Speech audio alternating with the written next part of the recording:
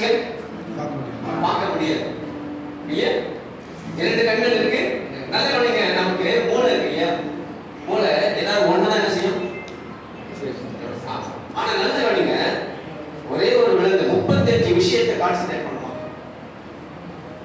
ஒரு விலங்கு at a time 35 காரியங்கள் என்ன செய்வோம், கான்சென்ட்ரேட் பண்ணி எல்லாத்தையும் கவனிக்கக்கூடிய தன்மை வாய்ந்தது. வேற எதுவும் இல்லை. நாய் என்னது, அதுதான் பல விஷயங்கள் என்ன செய்வோம் ஒரே நேரத்தில் கிராப்போம். நம்மளால ஒன்றும் இல்லை. நீங்க எல்லாம் என்ன செய்றீங்க, ஒருத்தர் கன்ஃபியூஸ் பண்ணீங்க, அவரால் என்ன பண்ண முடியல. யாரு நம்ம கூட்டம், எது நம்ம ஆளு, எதுவுமே தெரியாம என்ன கன்ஃபியூஷன் இல்லையா? ஸோ அது போல இன்னைக்கு நல்லா பண்ணுங்க, நம்ம தேவ சமூகத்தில் வந்துருக்கோம். நம்ம எதுக்கு செவி கொடுக்க போறோம்? ஏதாவது ஒன்னதான் நம்மளால என்ன செய்ய முடியும், கேட்க முடியும். ஒன்றை தான் நம்மளால என்ன செய்ய முடியும், ஏற்றுக்கொள்ள முடியும். ஒரு சின்ன ஒரு இதயம் தான் நமக்கு இருக்கு. ஒரு மூளை தான் கத்தர் என்ன செய்ய கொடுத்திருக்கிறார். நம்ம எதை எடுத்துக்கொள்ள போகிறோம்? உலகத்துல நிறைய இருக்கு, உலகத்துல நிறைய விஷயம் இருக்கு இல்லையா? ஆனா ஆசைகள் நமக்கு அளவில்லாம இருக்கு இல்லையா? ஆசைகள் அளவில்லாம இருக்கு. ஆனால் எதை நான் தெரிந்து கொள்ள போகிறேன், எது எனக்கு அவசியமா இருக்கிறது? சரி, அதுதான் உங்களுக்கு நான் 2-3 வசனத்தை மாத்திரம் தான் உங்களுக்கு நான் வேகமா கடந்து போறேன். இடையில உங்களை தான் கேள்வி வைக்க போறேன், நீங்க தான் சொல்ல போறீங்க. சரி, நீங்க எல்லாரும் வாலிபர்கள் இல்லையா? எல்லாருமே வாலிபர்கள். நான் நினைக்கிறேன் ஏதாவது ஒரு சில கல்யாணம் ஆனவங்க இருப்பீங்க இருக்காங்க இல்லையா? கல்யாணம் ஆனவங்க கை சொல்லுங்க. சந்தோஷம். சரி, அப்ப நல்லா படிங்க. சரி, எல்லாரும். ஆனா இந்த வாலிபர்களுக்கு எதெல்லாம் பிடிக்காது? வாலிபர்கள் கரெக்டா சொல்ற யாரு? யார் சொன்ன? என்ன சொன்ன? அட்வைஸ். அதான் சரியானது. இந்த வாலிப பருவத்துல இல்லையா எது பிடிக்காது? அட்வைஸ். ஆமா, இப்ப நாங்க எல்லாம் அட்வைஸ்ங்கிற பேர்ல உட்கார்ந்து என்ன பண்ணிருந்தோம், பிரசங்கம் பண்ணிக்கிட்டு பாட்டு பாடிக்கிட்டு என்னென்னதே சொல்லிக்கிட்டு இருக்கோம். இதெல்லாம் என்னது? அட்வைஸ். அப்ப இது என்ன செய்யுது உங்களுக்கு? நீங்களே வந்துருக்கு. இந்த வாலிப பருவம் எதை ஏற்றுக்கொள்ளாது? அட்வைஸ். ஏன் அட்வைஸ் ஏற்றுக்கொள்ள மாட்டோம்? ஏன் அட்வைஸ் ஏற்றுக்கொள்ள முடியல? அந்த இது நமக்கு இல்லை. சொல்லுங்க பார்க்கலாம். அப்ப நல்லா கவனிங்க. ஏன் அப்படின்னா அதுக்கு நம்ம பதில் சொல்லிட்டு போயிடுறேன். டைம் இல்லை. ஏன்னா நமக்கு ஒரு விருப்பத்தையும் இல்லையா, நாம ஒரு எதிர்பார்ப்போடு கூட சில காரியங்கள் நாம என்ன செய்யறோம், திட்டமிட்டு இல்லையா அதை அடைவதற்காக பல முயற்சிகள் நம்ம என்ன செய்யறோம், எடுத்துக்கொண்டு இருக்கிறோம். அதை தடுக்கிறதுக்கு இல்லையா யாரு இடையில வந்தாலும், அது அம்மாவா இருந்தாலும் சரி, அப்பனா இருந்தாலும் சரி, பெரியப்பா இருந்தாலும் சரி, தாத்தாவா இருக்கட்டும், பாட்டியா இருக்கட்டும், சித்தியா இருக்கட்டும், சுத்தியா இருக்கட்டும், அத்தியா இருக்கட்டும், சொத்தியா இருக்கட்டும், நான் யாரும் என் விஷயத்துல செய்யாத நேரடியா அவங்க திட்டல அப்படின்னா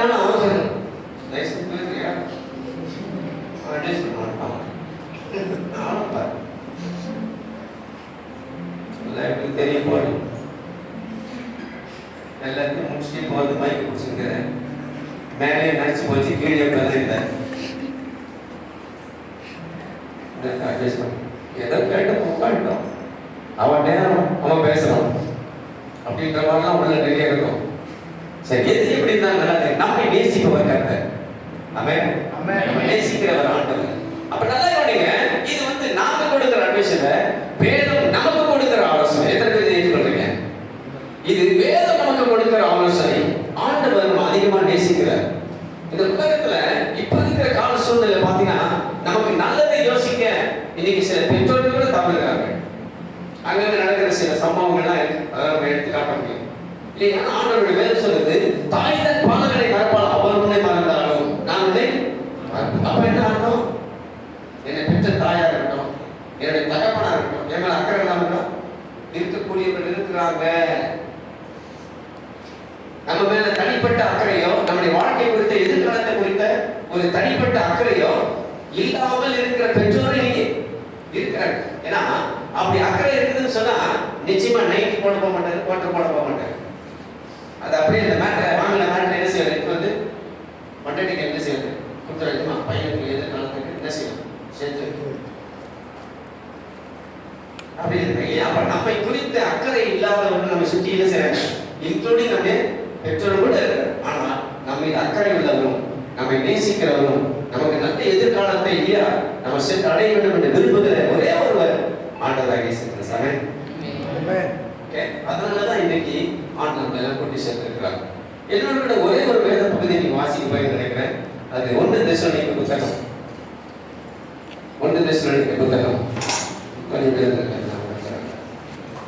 என்னோட திருப்புகளுங்க 4ஆம் அதிகாரம்.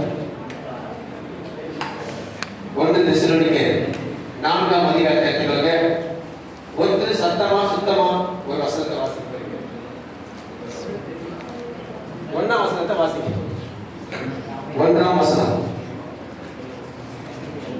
1 தெசலோனிக்கேயர் 4ஆம் அதிகாரம் 1ஆம் வசனம். வசனம் 1. தமிழ் வாசம் படியுங்க. வாசிங்க. தெலுங்குல வேண்டாம், தெலுங்குல சொல்லுங்க. அன்றையும் சகோதரரே, நீங்கள் இன்னின்ன பிரகாரமாய் நடக்கவும் தேவனுக்கு பிரியமாய் இருக்கவும் வேண்டும் என்றும் நீங்கள் எங்களால் கேட்டு ஏற்றுக்கொண்டபடியே அதிகமாய் சேரும்படிக்கு கர்த்தராகிய இயேசுவுக்குள் உங்களை வேண்டிக் கொண்டு புத்தி சொல்லுகிறோம். ஹலோ, பவுல் அங்க லைனா சில காரியங்களை லிஸ்ட் பண்ணிட்டு இந்த புத்திமதிகளை நீங்கள் என்ன செய்யணும்? கடைபிடிக்க வேண்டும் என்று என்ன செய்யணும்? எப்படியா விரும்பி கடைசி அந்த வார்த்தை மறுபடியும் வாசிங்க. கடைசி 2 வரி. கர்த்தராகிய இயேசுவுக்குள் உங்களை வேண்டிக் கொண்டு புத்தி சொல்லுகிறோம். உங்களை வேண்டிக்கிட்டு வேண்டிக்கிட்டு சேராத உனக்கு காலைல வந்து கெஞ்சி கேட்கிற மகனே அதை விட்டுருந்தா அப்படின்ற மாதிரி பவுல் என்ன செய்யறாரு? ஒரு காரணம் என்ன சொல்ற பாருங்க. உங்களை வேண்டி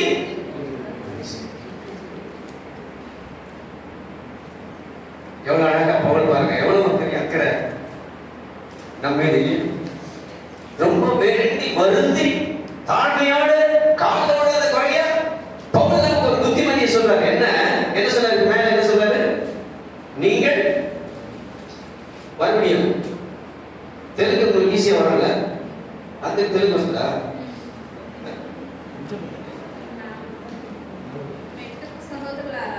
நம்ம வாசிங்க, சத்தமா தான் வாசிமா. ఇదియా మెట్టుకు సహోదరులారా మేము ప్రభువైన యేసు ద్వారా మీకు ఇచ్చిన ఆజ్ఞను మీరు ఎరుగుదురు కాగా మీరు ఎలా నడుచుకొని దేవుని సంతోషపరచవలెనో మా వలన నేర్చుకొనిన ప్రకారముగా మీరు నడుచుకొనుచున్నారు. ఈ విషయంలో మీరు అంతకంతకు అభివృద్ధి నొందవలెనని మిమ్మల్ని వేడుకొని ప్రభువైన యేసునందు హెచ్చరించుచున్నాము. తెలుగులో మాట్లాడతామా? తెలుగులో మాట్లాడతాయా? இல்ல அதேதான். அதே என்ன மாறல. சில நேரத்துல டிரான்ஸ்லேஷன்ல மாறும் கண்டிப்பா. இல்லையா? அந்த டிரான்ஸ்லேஷன் ஆனா பாருங்க இல்லையா? அப்ப என்ன சொல்றாரு அப்படின்னா, நீங்க என்ன செய்யணும்? இன்ன விதமாய் என்ன செய்யணும்? இன்ன விதமாய் நடக்க வேண்டும் என்று உங்களை என்ன செய்யணும்? வேண்டி உங்களுக்கு நாங்கள் புத்தி சொல்கிறோம். அப்ப நல்லா கவனிங்க. இந்த உலகம் நமக்கு திறந்திருக்கிறது. இந்த உலகத்துல நம்ம எப்படி வேணா வாழலாம். யாரும் நம்ம என்ன செய்ய முடியாது, தடுக்க முடியாது. இப்ப நல்லா கவனிங்க. இப்ப இந்த வாலிப பருவத்துல நமக்கு பிடிக்காத ஒண்ணு என்னது? அட்வைஸ். ஆனா ஆண்டவர் இன்னைக்கு வேதத்து மூலமா அதை தெளிவா சொல்றாரு. நீங்க நாங்க சொல்லுகிற இந்த வேதம் சொல்லுகிற இந்த புத்திமதிகளை நம்ம என்ன செய்யணும்? கேட்டு நாம் அதன்படி என்ன செய்யணும்? நம்ம வாழ்க்கையில நம்ம எல்லாருக்கும் அநேக விருப்பங்கள் இருக்கு. எல்லாருக்கும் ஒரு எதிர்பார்ப்புகள் உண்டு. அந்த எதிர்பார்ப்புகளை நீங்கள் சென்று அடைய வேண்டுமானால், அந்த லக்கை நீங்கள் அடைய வேண்டுமானால், அதுக்கு சில காரியங்களை நம்ம என்ன செய்யணும்? செய்தாங்க. நல்லா கவனிங்க. 4 குழுவை உங்களுக்கு பிடிச்சிட்டாங்க. இப்ப அந்த 4 குழுவை பிடிச்சு உங்களுக்கு ஒரு டார்கெட்டை கொடுத்தாங்க இல்லையா? அதை நீங்க செய்வதற்காக எடுத்துக்கொண்ட முயற்சிகள் இல்லையா? முதல்ல பார்த்தா நீங்க எல்லாம் சேர்த்து சத்தம் போட்டு எதையாவது அவனை நம்ம பக்கம் என்ன செய்யணும்? இழுத்துக்கணும். 1000 சத்தங்கள் இருந்தாலும் என் டீம்ல இருக்கிற என் நண்பன் என்கிட்ட வந்து என்ன செய்யணும்? சேர்த்துக்கணும். அது போலதான் ஆண்டவர் பெரிய இந்த உலகமே இல்லையா? பல விதங்களில் சத்துருவானவர்கள் பல காரியங்களை உங்களுக்கு ஐயா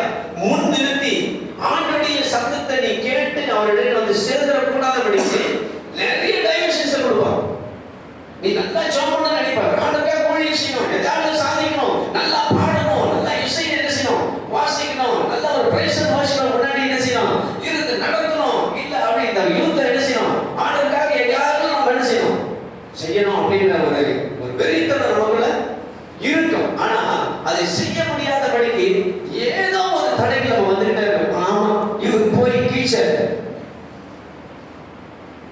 இவர் போய் பாட்ட உடனே அந்த சபையில் எழுப்புதல வந்துடும். உன் கோஷி எனக்கு தெரியாது, நீ போய் பாக்குறியா, நீ வாசிக்கிறீங்க, அது மூஞ்சத்தை பேர். இப்படிதான் நிறைய பேர் நமக்கு எங்க வேற யாரும் இல்லை, வெளியால் நம்ம அப்படி கேட்டோம்னா ஏய் வேலையை பார்த்துட்டு போறா அப்படின்னு நம்ம முறைச்சிருவோம். ஆனா நம்மளை டிஸ்ட்ரைக் பண்ணதே யாரா, நம்ம வீட்டுல இருக்கு. இவர் போய் எடுத்துக்கிட்டு இவர்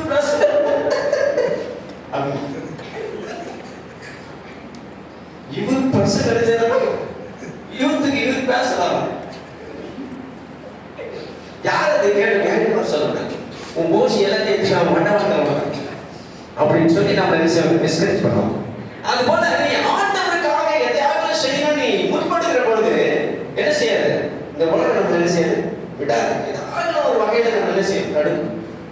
ஆனா ரெண்டாவது ஒரு விளையாட்டு விளையாட்டீங்க, அந்த விளையாட்டு என்னது, என்ன ஒரு லைன் வந்து நீங்க ஃபார்ம் பண்ணணும் அப்படின்னு சொல்லி அதுக்காக சில முயற்சிகள் எடுத்தீங்க. சரியா? என்னென்ன முயற்சிகள் எடுத்தீங்க சொல்லுங்க. எல்லாத்தையும் ஒண்ணு செயினை கட்டுறது, எதுனா தாலி கட்டிச்சான்னு தெரியல, நான் சரியா பார்க்கலாம். ஏன்னா இப்ப நான் கைது கட்டுறது எல்லாம் செயின் தானே போட்டு, அது தாலி கூட கையில வச்சுதான் வந்து ஒண்ணு வந்து கொலுசு கட்டுறது, கையில இருக்கிற பிரேஸ்லெட், வளையல், கம்மல், எல்லாம் ஹெல்மெட், கிளிப்பு, வாட்சி, இல்ல காசு, கையில இருக்கிற எல்லா காசையும் நீட்டா வைக்கிறான்.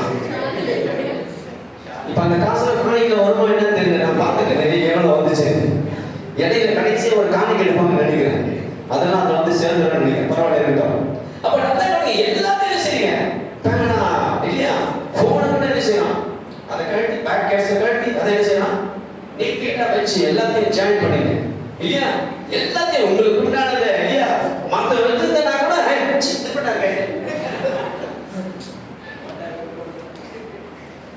அப்படி எல்லாத்தையும் பிடிங்க என்ன செஞ்ச இல்லையா. நீ கொடுக்கணும் இருந்துச்சு இல்லையா, அப்படின்னு சொல்லி எல்லாத்தையும் வச்சு எல்லாத்தையும் ஒன்றிணைங்க. பாத்தீங்களா, அவங்க என்ன சிஸ்டம், அவங்க ஒரு சின்ன சிஸ்டம் போட்டாங்க. என்ன பண்ணாங்க, இருக்கக்கூட கரெக்டா எல்லாம் ஜாயின் பண்ணிருக்கணும். எல்லாத்தையும் என்ன செய்யுங்க, எந்து உண்டு அவந்து விழுந்து அவந்து எல்லாம் என்ன செய்யுது, ஒன்னா சேர்ந்துச்சு. ஒன்னா சேர்ந்து எங்க தோணுது யாருமே பார்க்கல. கடைசியில் ஒரு தண்ணியில சேர்ந்துச்சு, எல்லாத்தையும் ஜாயின் பண்ணிடுச்சு இல்லையா. ஏன் அங்க பாருங்க, யாரு என்ன சொல்லட்டும், இது அம்மா கேட்கணுமா, அப்பா கேட்கணுமா, இது பண்ணுமா, அது பண்ண, எதுவுமே இல்ல. ஜெயிக்கிற ஒரே நோக்கத்துக்காக உங்களுக்கு உண்டானது எல்லாத்தையும் செஞ்சீங்க. நானும் பாஸ்டரும் பேசிட்டு இருந்தோம். அப்போஸ்தலர் நாட்கள்ல இப்படிதான் என்ன செஞ்சாங்க, அவங்களுடைய உடமைகள், அவங்களுடைய சொத்து வந்து எல்லாத்தையும் அவங்களுக்கு எல்லாம் என்ன இருந்துச்சோ எல்லாத்தையும் கொண்டு வந்து போராட பண்ணிட்டாங்க. அதை பொட்டிட்டு என்ன செய்தாங்க, எல்லாம் சமமாக என்ன செய்தாங்க, பகிர்ந்து அவர்கள் அனுபவித்தார்கள் அப்படின்னு எழுதப்பட்டது. இப்ப நல்லா கவனிங்க. அப்போ அந்த மாதிரி நீங்க ஜெயிக்கணும் அப்படின்ற நோக்கத்திற்காக எதையும் விட்டு கொடுக்கக்கூடிய அந்த மனப்பக்குவம் உங்களுக்கு வந்துச்சு. அதே போல ஆண்டவர் நம்ம குறித்து ஒரு சித்தத்தை வைத்திருக்கிறார், திட்டத்தை வைத்திருக்கிறார். அந்த திட்டத்தையும் சித்தத்தை நீங்கள் சென்று அடையாதபடிக்கு அநேக நேரங்கள் சத்து பல விதமான என்ன செய்வான், டைரக்ஷன்ஸ் நமக்கு கொண்டு வருவோம். உலகத்தின் காரியங்களை நமக்கு காட்டுவோம். உலகத்தினுடைய மேன்மையான காரியங்கள், அழகான காரியங்கள், சூப்பரான காரியங்கள், சூப்பர் நேச்சுரலான காரியங்களை காட்டுவோம் இல்லையா. கடைசியில் எல்லாத்தையும் பார்த்துட்டு அதுதான் அப்படின்ற மாதிரி கொண்டு வந்து என்ன செய்வான், நிறுத்துவான் இல்லையா. அதுக்கு பேரு பழகம். ஏன் நடந்தா, படுத்தா, இருந்தா எல்லா நேரத்துல இதுதான். என் மனசுல ஒண்ணு நினைச்சிருக்கு, அவன் இல்லாமல் நான் இல்லாமல் அப்படின்ற மாதிரி எங்கேயோ கொண்டு போய் செய்வோம். விசாரிச்சு நிறுத்தி நம்மளை பல விதங்கள்ல என்னை கேட்டுக்கொண்டு அன்பேடத்தினுடைய பிள்ளைய ஆண்டவர் உங்களை ஆஸ்வதித்து உங்களை மேம்படைய செய்து நல்ல நிலைமையிலே நீங்கள் உலகத்துல நீங்கள் வாழ ஒருவன் உங்களுடைய இருதயத்தில் விருப்பம் இருக்குமானால் இங்க பவுல் சொல்றார், நாங்கள் சொல்லுகிற புத்திமதிகளை நீங்க என்ன செய்யலாம் கேட்கும். நாங்கள் சொல்லுகிற புத்திமதியை கேட்கும்.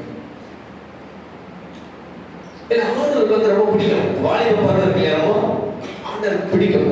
போன வாரத்துல ஊழியர்கள் வந்தப்போ எங்க வாலிபருக்கு சொல்லும்போது ஒரு வார்த்தையை சொன்னார், அது எனக்கு ரொம்ப பிரியமா இருந்துச்சு. ஓசியாவின் புத்தகத்துல ஒரு வசனத்தை அவர் சொன்னார். 9:1 நினைக்கிறேன். பாருங்க, ஓசியாவின் புத்தகம் 9:1 இல்ல 12:1 ஞாபகம்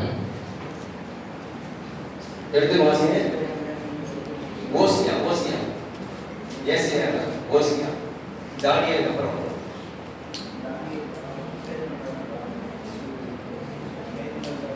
இருக்கா? ஏசியா மேல ஃபர்ஸ்ட் கிளாஸ்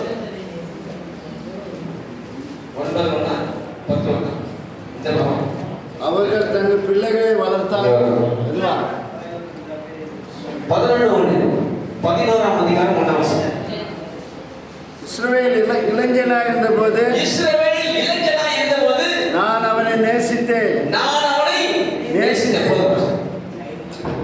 இஸ்ரவேல் இளைஞனாய் இருந்தபோது நான் அவனை நேசித்தேன். ஆண்டவருக்கு ரொம்ப ரொம்ப ரொம்ப ரொம்ப பிடிச்ச பருவம் தான் இது, இந்த வாலிப பருவம்.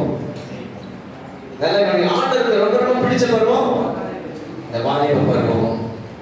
ஆகதான் இந்த வாலிப நாட்கள்ல ஆண்டவர் சொன்ன சிருஷ்டிகளை நினைத்து சொன்னார். வாலிபர்கள் வாழ வயதின் குமாரன் பலவான் கைகளில் அம்புகளுக்கு ஒப்பாய் இருக்கிறார்கள். அப்ப நல்லவனே, இந்த வயது வந்து எதையும் சாதிக்கக்கூடிய, எதையும் விரும்பி அதை அடையக்கூடிய வீரியம் கொண்ட வயது. அது எவ்வளவு பெரிய விஷயமா இருக்கட்டும், அது எப்படியாக நினைச்சணும் சாதிச்சணும் அப்படின்னு இல்லையா, அந்த வெறிகுண்டு இல்லையா ஓடுகிற ஒரு பருவம் தான் இந்த வாலிப பருவம். ஆனா இந்த வாலிப பருவத்தை தான் சத்ருவானவன் என்ன செய்யலாம், ஈஸியா என்ன செய்யலாம், உலகத்துடைய காரியங்களை காட்டு, பணத்தை காட்டி, செல்வத்தை காட்டி, அழகை காட்டி இல்லையா, என்னதையும் நமக்கு காட்டி, ஸ்டைல் நாகரீகம் இல்லையா, பலவிதமான பழக்க வழக்கங்கள், உலகத்துடைய சிற்றின்பங்கள் இல்லையா, எல்லாத்தையும் காட்டி ஆண்டவருடைய திட்டத்தை அவருடைய சித்தத்தை விட்டு அவன் என்ன செய்யணும், வழிவிலக பண்ணுகிறான். தேவன் நமக்கு நன்மையானதை வைத்திருக்கிறார். அவர் நம்மை நேசிக்கிறார். அவருடைய அன்பை விட்டு, அவருடைய பராமரிப்பை விட்டு, அவருடைய பாதுகாப்பை விட்டு, அவருடைய பாதுகாப்பை விட்டு நம்ம என்ன செய்யலாம், அழகாக விலக பண்ணுகிறான். அதுல நீங்க மிகுந்த ஜாக்கிரதையோடு காணப்பட வேண்டும். உலகத்துடைய சொன்னார், உலகத்துடைய காரியத்துக்கு நீங்க என்ன செய்யக்கூடாது, ஒருபோதும் ஒத்து போகாமல் அவைகளை எதிர்த்து, உலகத்துக்குரிய காரியங்களை நம்ம என்ன செய்யணும், எதிர்க்கணும். அவைகள் நம்மளை கவர்ந்தெடுக்கும். நாகரிகம், இந்த உலகத்தில் நாகரிகம் இருக்கிற விஷயம் பார்த்தீங்கன்னா பயங்கரமா இருக்கு. அதெல்லாம் சொல்ல நேரம் இல்லை இல்லையா. உலகத்தில் இப்போது இருக்கிற சிற்றின்பங்கள் இல்லையா, நிறைய காரியங்கள், சின்ன சின்ன விஷயங்கள், அதை கூட விட முடியல. இன்னைக்கு அவைகள் எல்லாம் அவருடைய வாழ்க்கையில குறிப்பிட்டு தேவன் நமக்கு வைத்திருக்கிற பெரிய நன்மையான காரியங்கள், ஆசீர்வாதங்களை என்ன செய்யலாம், இழக்கப்படுகிறார். நீங்க பலவானாகிய ஆண்டவருடைய கரத்தில் இருக்க வேண்டியவர்கள், நீங்கள் சத்துருக்களை என்ன செய்யணும், எதிர்க்க வேண்டியவர்கள். ஆண்டவர் உங்களுக்கு ஒன்று பெரிய காரியங்கள் செய்யணும்னு நினைச்சிருக்காரு. ஆகல அவருடைய புத்திமதி, வேதம் சொல்லுகிற அந்த புத்திமதிகளை என்ன செய்யணும், முதல்ல கேட்க இல்லையா. வேற ஒரு உலகத்துல எவ்வளவு அட்வைஸ் பண்றோம்னா அதெல்லாம் ரெண்டாவது. ஆனா வேதம் நமக்கு ஒரு சில காரியங்களை அட்வைஸ் பண்ணுது. பட் அந்த அட்வைஸ் நம்ம என்ன செய்ய கட்டாயம் எதுக்கு. இப்ப அட்வைஸ் இதுக்கு முன்னாடி பிடிக்காது, இப்ப என்ன சொல்றீங்க, நமக்கு அவசியம். அதே நீங்க தெசலோனிக்கேயர் 5ஆம் அதிகாரம் 14ஆம் வசனம் நினைக்கிறேன், வாசிங்க. இன்னும் ஒரு வசனத்தை சொல்ல போறேன். அதே தெசலோனிக்கேயர் 5:14 நினைக்கிறேன்.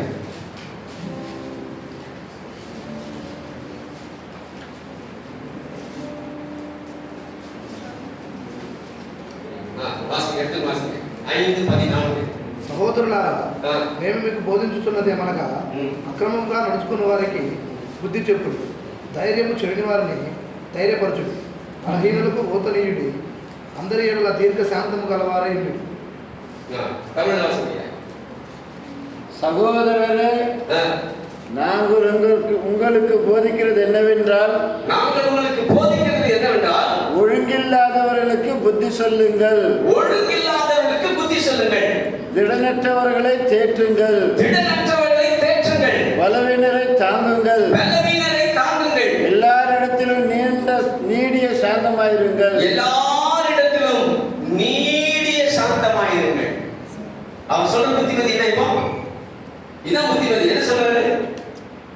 நீங்க எல்லாரிடத்திலும் நீடிய சாந்தமாயிருங்கள். ஒழுக்கம் இல்லாதவனுக்கு என்ன செய்யுங்க? புத்தி சொல்லுங்கள். யாராவது கொஞ்சம் வழி தவறி போறாங்க அப்படின்னா, இல்லையா, நல்லா கவனிங்க, வழி தவறி போறாங்க அப்படின்னு சொன்னா அவங்களுக்கு நீங்க என்ன செய்யுங்க? அவங்களை தடுத்து அவங்களுக்கு புத்தி சொல்லி அவங்களை சரியான பாதையிலே கொண்டு வாங்க. நல்லா தெரிஞ்சுக்கங்க, உங்க எல்லாரையும் நம்பி ஆண்டவர் ஒரு பெரிய வேலையை தராரு. நீங்க எல்லாரும் மற்றவங்களுக்கு என்ன செய்யணுமா? புத்தி சொல்ற இடத்துல இருக்க. ஏன் தெரியுமா? நமக்குள்ள யார் இருக்கா? ஆண்டவர் இருக்கா. தேவனுடைய ஆவியானவர் இருக்கிறார். அவர் நம்மை நடத்துகிறவர், அவர் நமக்கு போதிக்கிறவர், இல்லையா? அப்ப அவர் நம்ம கூட இருக்கிறதுனால இந்த ஒழுங்கற்று போகிற மற்றவர்களை, திடனற்று போகிறவர்களை நீங்க என்ன செய்யணும்? திடப்படுத்தி அவங்களை ஒழுங்குபடுத்தி அவர்களுக்கு புத்தி சொல்லி அவங்களை கிறிஸ்துவனுடைய பாதையில நாம போற வழியில கொண்டு வரும். அதுதான் ஆண்டவர் இங்கே பவுல் என்ன செய்றாரு? அந்த சபைக்கு அவர் போதிக்கிறார், இல்லையா?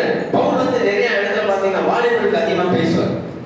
அதெல்லாம் இப்ப நம்ம எடுத்தோமா நிறைய படிக்க வேண்டாம். நீங்க வீட்டுல சென்று நீங்க தீமோத்தேயு புத்தகம், இல்லையா, தீத்துடைய புத்தகம் இதெல்லாம் நீங்க வாசிங்கன்னா வாலிபர்களுக்கு, இல்லையா, பவுல் எந்த மாதிரியான புத்திமதிகள் வச்சிருக்காரு நீங்க எல்லாம் தெரிந்து கொள்ள முடியும்.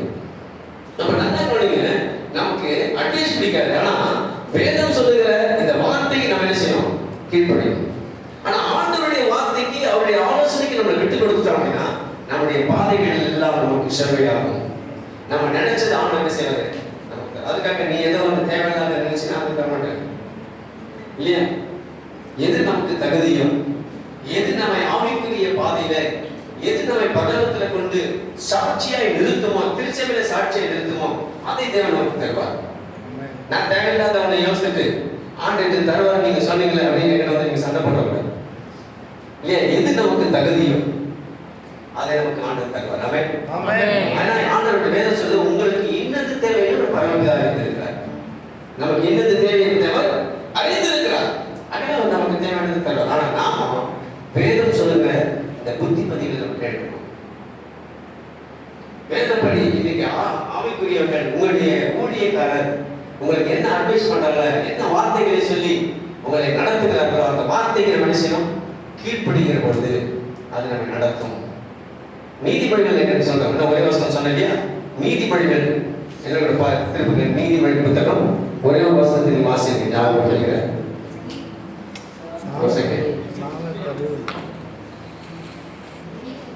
4:13 வாசிக்க. நீதிமொழிகள் 4:13.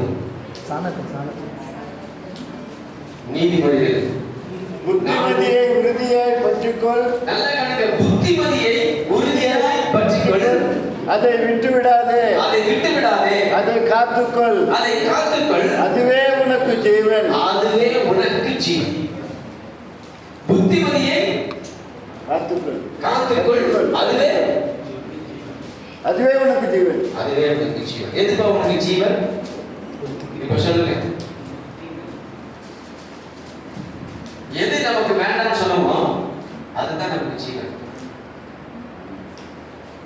புத்திமதி நமக்கு எது? ஆரம்பத்தில் நம்ம சொன்னோம் எது பிடிக்காது? அட்வைஸ் பிடிக்காது. ஆனா பைபிள்ல சொல்லுது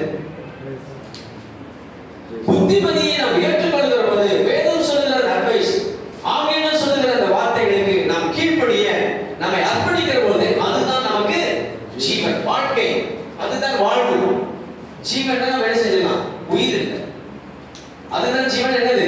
அதுதான் மேன்மையான வாழ்வு, இல்லையா? உயர்வான வாழ்வு, எல்லாவற்றையும் கொடுக்கக்கூடிய சமாதானத்தின் வாழ்வு, அதுதான் ஜீவன். அப்ப நல்ல ஆண்டவர் சொல்லுகிற இந்த புத்திமதி, இந்த வேதம் சொல்லுகிற புத்திமதி நம்ம செய்யணும், கேட்கணும். வேதம் சொல்லு இல்லையா? தகப்பனுடைய புத்திமதியை கேளு அப்படின்னு சொல்லப்பட்டிருக்கு வேதத்துல. அப்போ புத்திமதிகளை நம்ம என்ன செய்யணும்? கேட்க நம்முடைய இருதயத்துல நமக்கு என்ன செய்யணும்? இடம் இருக்கு இல்லையா?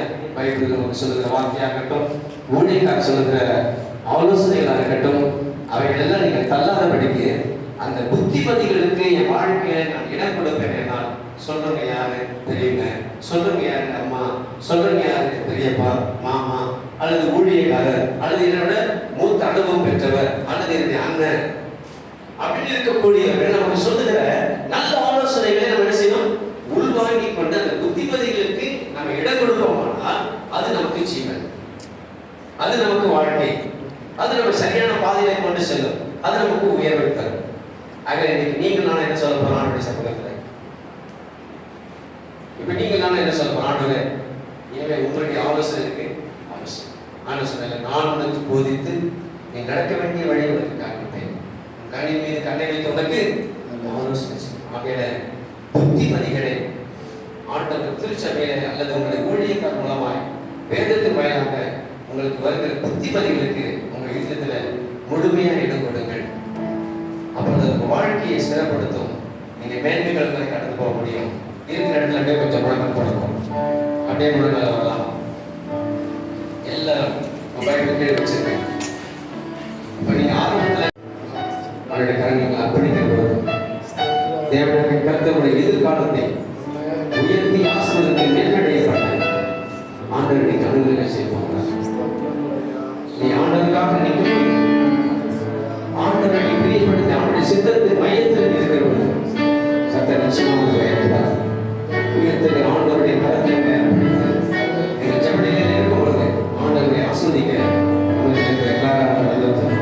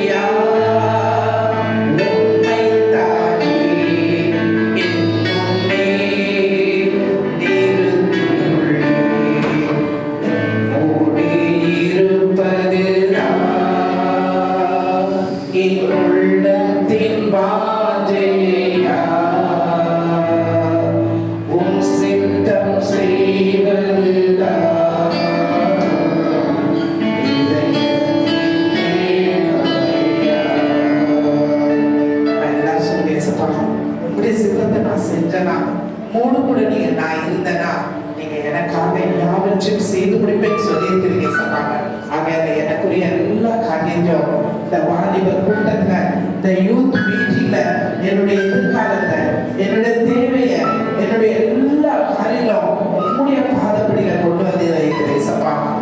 வைக்கும் பொழுது அப்பா நீர் அவை எல்லாவற்றையும் செவையாய் செய்து எனக்காக அப்பா நீ வழக்காடுகிறவாய், எனக்காக யாவற்றையும் செய்து கொடுக்கிற தேவனாய் இருக்கிறீர்களா? எனக்கு நீ வெற்றியை தரக்கூடியவா இருக்கிறீர். அதனால என்னையும் எனக்குரிய எல்லா காரியத்திற்கு சப்தத்தில் ஒப்பு கொடுக்கிறேன். எல்லாம் ஒரே ஒரு நிமிடம் சொல்லுங்க ஏசப்பாங்க, உள்ளத்தின் ஆழத்திலிருந்து சொல்லுங்க, எல்லா மனசுக்கு சொல்றாங்க. எனக்குரிய எல்லாவற்றையும் எதுவாக இருந்தாலும் வைக்கிறேன். கேட்டது என்பது எது, எனக்கு எதை நீங்க கொடுக்கணும்னு முன்குறித்து வச்சிருக்கிறீங்களோ அதை நான் பெற்றுக்கொள்வதற்கு என்னை நான் ஒப்புக்கொடுக்கிறேன்.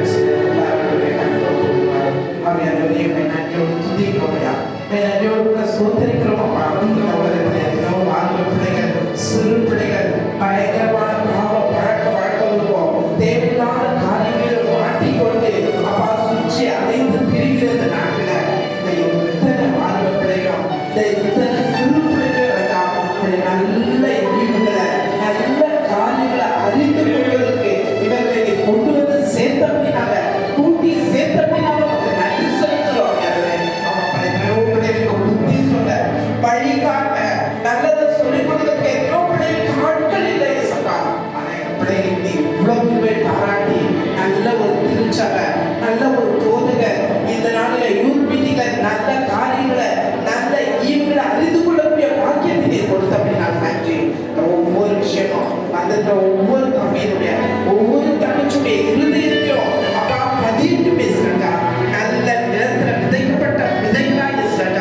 ஒன்று 30, ஒன்று 60, ஒன்று 100 பலன் தந்து இவர்கள் ஒவ்வொருவரும் வர நாட்கள இப்ப நிறைய தேவையுள்ள சிறு பிள்ளைகளுக்கும் வாலிபர்களுக்கும் இவர்கள் தனித்தனியாய் ஒவ்வொரு அப்பா உதவி செய்கிறவர்களாக மாடலாக அப்பா இவர்கள் ஒரு போதகர்களாக இவர்கள் ஒரு தலைவராக மாறும்படியாய் நீர் எங்களுக்கு கொடுத்திருக்கிற அபிஷேகத்தையும் அதிகாரத்தையும் சார்ந்த இந்த பிள்ளைங்க நாங்க அப்பா இந்த நாட்டில் கடந்து வந்திருக்கிறாங்க. ஒவ்வொரு அந்த பிள்ளைங்க வாழ்த்தி பேர் பேராக தனித்தனியாக ஆசீர்வதித்து ஜெபிக்கிறவங்க இவர்களை கொண்டு வந்ததுக்கான ஒரு நோக்கம் உமக்கு உண்டு, ஒரு திட்டம் உமக்கு உண்டு. அவங்க ஒருவரும் அழைக்கப்பட்டாலும் அது வர முடியாது. ஒவ்வொருவரும் அவங்க நினைக்கலாம், நான் சும்மா தான் வந்தேன், டைம் பாஸ் தான் வந்தேன், நான் அவங்க பார்க்க வந்தேன், நான் இவங்க பார்க்க வந்தேன் நினைக்கிறா இஸ்ரேலா. ஆனா அப்படி நீ கொண்டு வரவே இல்லை. ஒவ்வொரு பிள்ளைகள் குறித்துதான ஒவ்வொரு திட்டத்தோடு நோக்கத்தோடு கூட நீங்க கொண்டு வந்திருக்கிறீங்க. அதை இந்த நாளில் பிள்ளைகள் உறுதிப்படுத்திருக்கிறீங்க. அதை அவங்க பெற்றுக்கொண்டவர்களாக அவங்க வாழ உதவி செய்ய அப்படி நாங்கள் சங்கீதம் 37:4 வாசிக்கிறது போல கர்த்தர் உன் வழியை ஒப்புவித்து அவர் மேல் நம்பிக்கையாயிரு, அவரே காரியத்தை வாழ்க்கப்பட்டார். கர்த்தரிடத்தில் மனமகிழ்ச்சியாயிரு, அவர் உன் இருதயத்தில் வேண்டுதல் நிறைவேற்றுவார். அந்த வேதவசனத்தின்படி அப்ப அவங்க பிள்ளைகளை வாழ்த்துக்கிறோம், ஆசீர்வதிக்கிறோம். இந்த பிள்ளைகள் எல்லாரும் அநேகருக்கு ஆசீர்வாதமாய் அநேகருக்கு சாட்சியாய் ஒரு யோசேப்பை போல ஒரு தானியேலை போல எசப்பாவும் சாத்ராக் மேஷாக் ஆபேத்நேகோ போல அப்ப பரிசுத்தம் உள்ளவர்களாக தெய்வ பக்தி உள்ளவர்களாக வைராக்கியம் பாராட்டுகிறவர்களாக அப்ப ஜெபிக்கிற ஜப வீரர்களாக அப்ப மாறும்படிக்காக அப்ப வாழும்படிக்காக உங்களுடைய நாமத்துல நாங்க வாழ்த்துக்கிறோம், நாங்க ஆசீர்வதிக்கிறோம். இவர்கள் மீது அப்படியே வந்து பலிப்பதாக இருக்கிறாங்க. எல்லாம் நாம மகிமை பெற்று எழுப்பி பிரகாசிக்கணும். இந்த பகுதிக்கு இந்த ஊருக்கு உலகத்துக்கே இவர்கள் ஜீவனுள்ள சாட்சிகளாய் ஊழியர்களாய் நல்ல தலைவர்களாய் மாறும்படியாக வாழ்த்தி ஆசீர்வதிக்கிறோம். ஒவ்வொருவர் மேலும் நீங்க ஊற்றுகிறாங்க, ஒவ்வொருவரும் நீங்க ஆசீர்வதிக்கிறாங்க. ஒவ்வொரு தேவையான எல்லா மரங்களினால கடிகளினால நிரப்பி ஆசீர்வதித்து இவர்கள் அநேகருக்கு சாட்சியாய் ஆசீர்வாதமாய் வாழ இந்த கரங்களை ஒப்படைக்கிறோம். தொடர்ந்து நீங்க அந்த பிரசனம் ஆளுகை ஆசீர்வாதம் சமாதானம் பாதுகாப்பு ஒவ்வொரு பிள்ளைகளோடு கூட ஈடுத்து ஆண்டு அநேகருக்கு சாட்சியாய் நிறைவேற்றி நாமத்தினை மகிமைப்படும்படியாக ஜெபிக்கிறோம். சகலத்துக்கு நடத்தி மகிமையுள்ளே இருக்கிறோம். இயேசுவின் நாமத்தில் ஜெபிக்கிறோம் நல்ல பிதாவே. ஆமென். நான் பிராணமாய் யெகோவாவை சந்திக்கிறேன். ஆயத்தமுள்ள సమస్తమైన ప్రస్తుతనామాన్ని సన్నిధించుము. ఆయన చేసిన కార్యము